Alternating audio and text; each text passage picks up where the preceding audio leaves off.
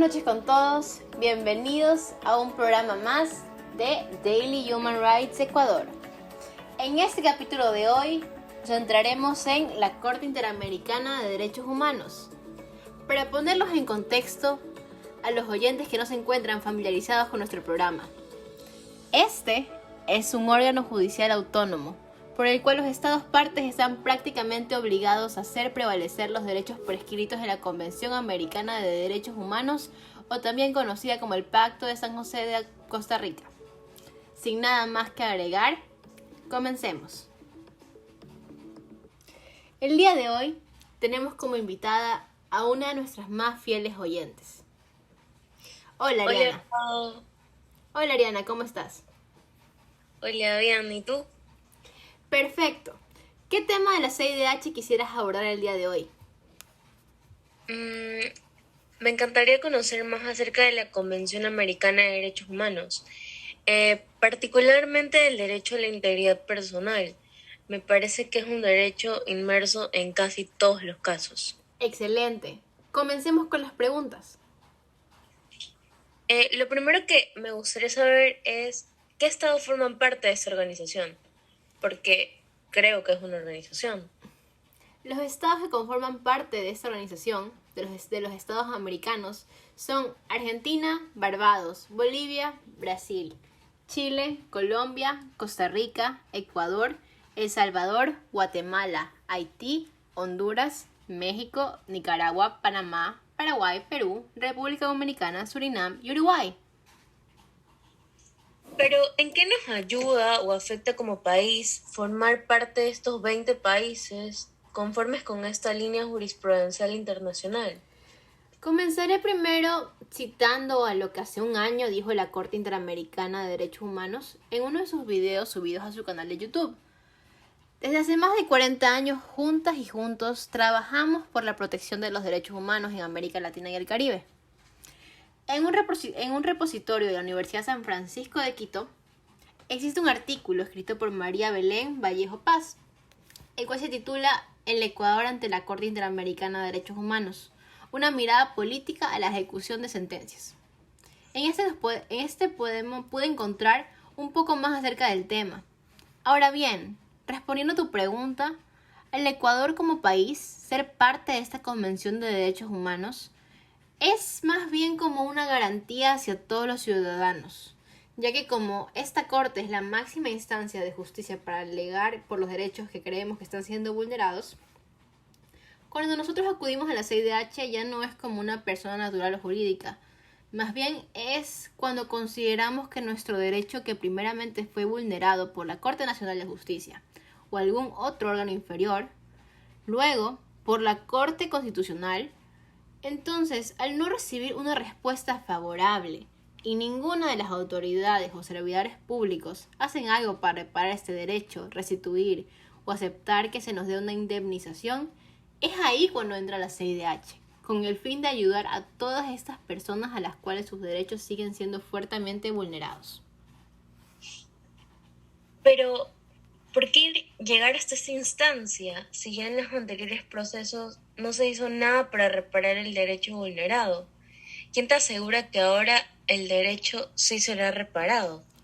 Según Elizabeth Salmón y Cristina Blanco, en su famoso libro, El derecho al debido proceso en la jurisprudencia de la Corte Interamericana de Derechos Humanos, se nos habla acerca de que esta Corte, al ser un máximo órgano de justicia y de última instancia, se basa estrictamente en el reconocimiento exacto de la vulneración del derecho. La interpretación que hacen los jueces de esta Corte es la más exacta, con el fin de no irse por las ramas y centrarse en lo que se está vulnerando realmente, conforme a los artículos de la Convención Americana de Derechos Humanos. Por ejemplo, te voy a conversar acerca de un caso en donde el Ecuador estuvo inmerso y luego de mucho tuvo que aceptar sus errores y buscar la forma de reparar todos los derechos que se vulneraron. Y con el paso del tiempo se sumaron más. Claro, dime, ¿de qué se trata? El caso se refiere a la violencia sexual cometida contra Paola del Rosario Guzmán Albarracín. Entre sus 14 y 16 años de edad, por parte del personal de la institución educativa estatal a la que asistía el Colegio Secundario Martínez Serrano, en particular por parte del vicerrector de dicha institución. Según testimonios, en el 2001, cuando ella tenía solo 14 años, estaba cursando el segundo año de educación básica. Paola comenzó a tener problemas con ciertas materias y el vicerrector del colegio, Bolívar Eduardo Espinzuria, ofreció pasarla del año con la condición de que mantuviera con él relaciones sexuales.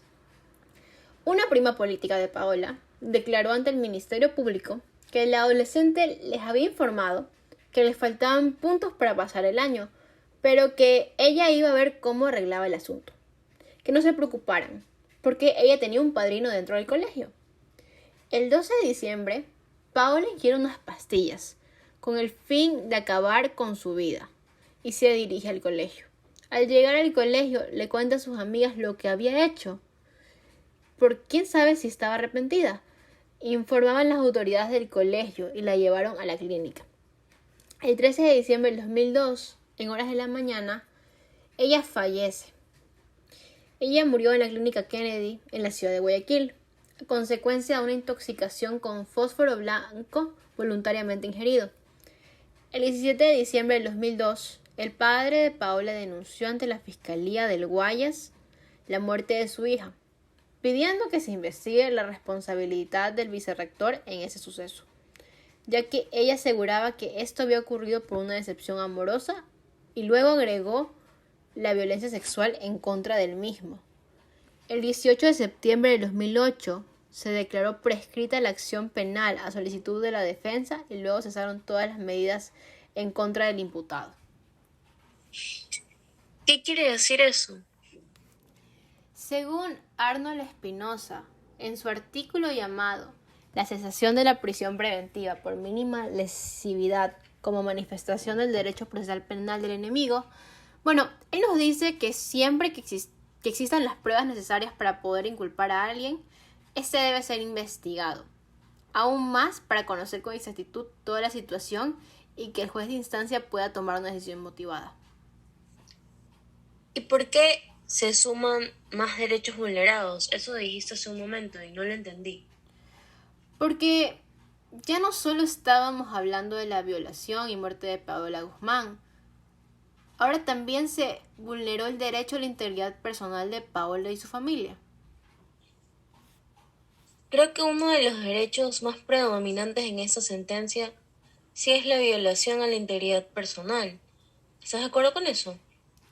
Claro, es el derecho predominante, ya que es el principal derecho vulnerado hacia Paola Guzmán Albarracín. Este derecho se encuentra establecido en la Convención Americana de Derechos Humanos en el artículo 5.1 y 5.2. Te los voy a leer. Toda persona tiene derecho a que se respete su integridad física, psíquica y moral. Y 2. Nadie debe ser sometido a torturas ni a penas o tratos crueles, inhumanos o degradantes. Toda persona privada de su libertad será tratada con el respeto debido a la dignidad inherente del ser humano.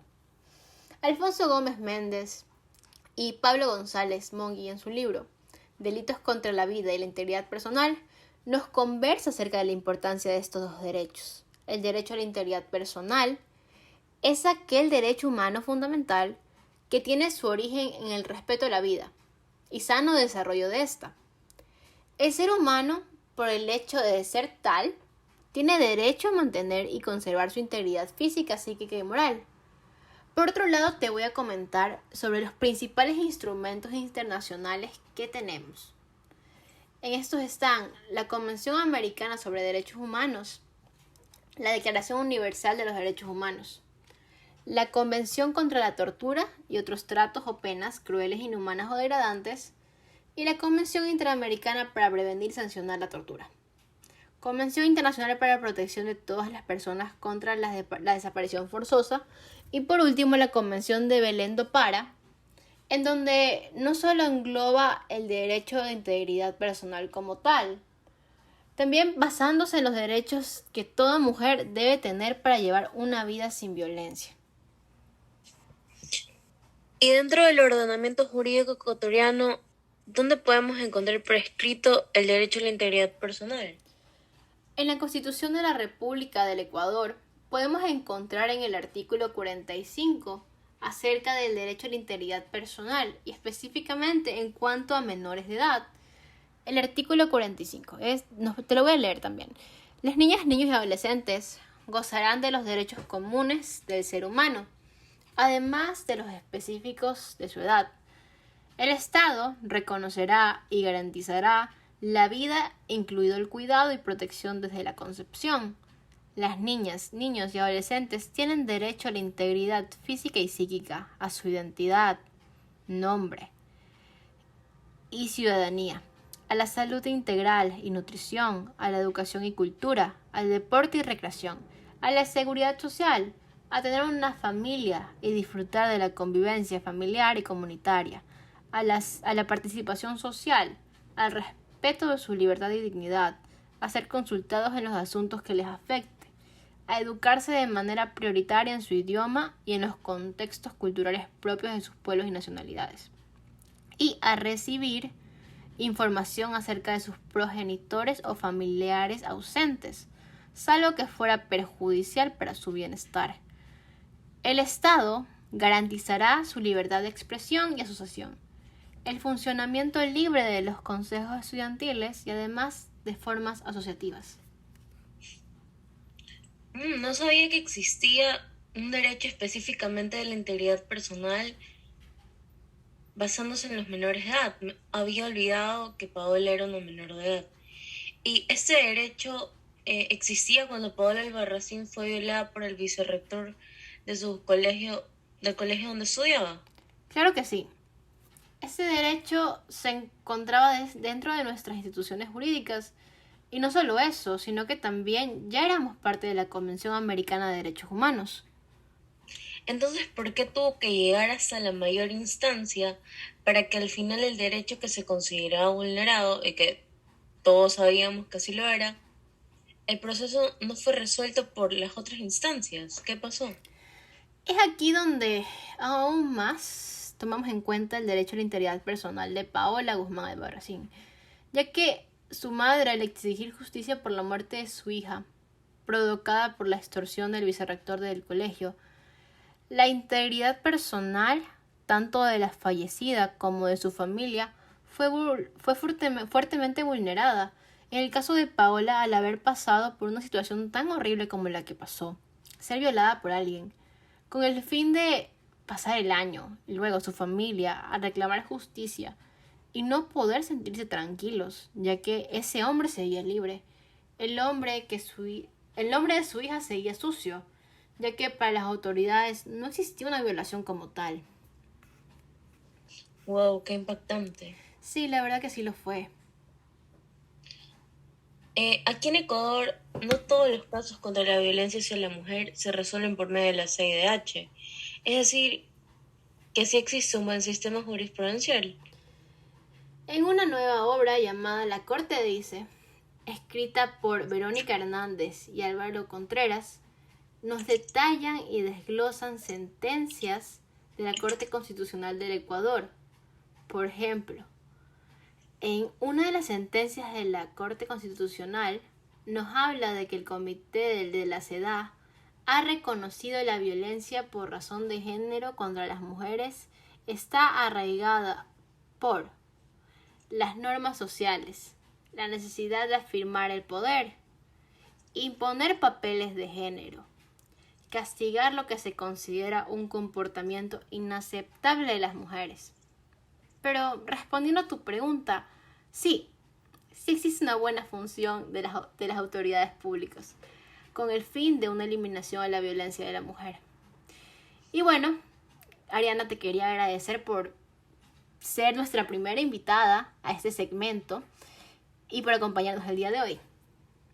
No, muchas gracias a ti, Paola. La verdad es que he aprendido mucho el día de hoy y bueno, me queda muy claro de que el derecho hacia la integridad personal es demasiado importante para todos nosotros. Claro que sí. Una vez más, muchas gracias. Adiós. Y bueno, amigos, esto es todo por el capítulo de hoy. Síganos sintonizando por Daily Human Rights en todas las plataformas de streaming. Subimos nuevo capítulo los días lunes a las 9. Nos vemos en la siguiente entrega. Buenas noches.